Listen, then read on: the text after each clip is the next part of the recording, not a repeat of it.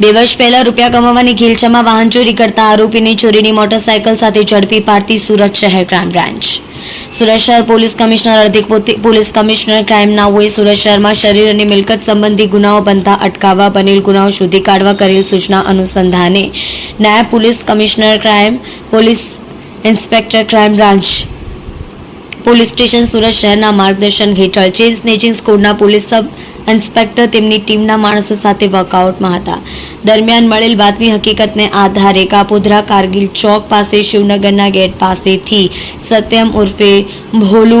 દિલીપભાઈ મેઘજીભાઈ ઘોરી ઉંમર 21 ધંધો board banner બનાવવાનું રહેવાસી 148 શિવનગર સોસાયટી કારગિલ ચોક પાસે કાપોદ્રા સુરત શહેર મૂળ રહેવાસી શુભાવડ તાલુકો તળાજા જિલ્લો ભાવનગર નાની કાળા કલરની નંબર પ્લેટ વગરની સ્પ્લેન્ડર મોટરસાયકલ કિંમત ₹48,000 ના મત્તાના સાથે ઝડપી પાડી કાયદેસરની કાર્યવાહી કરવામાં આવેલ છે।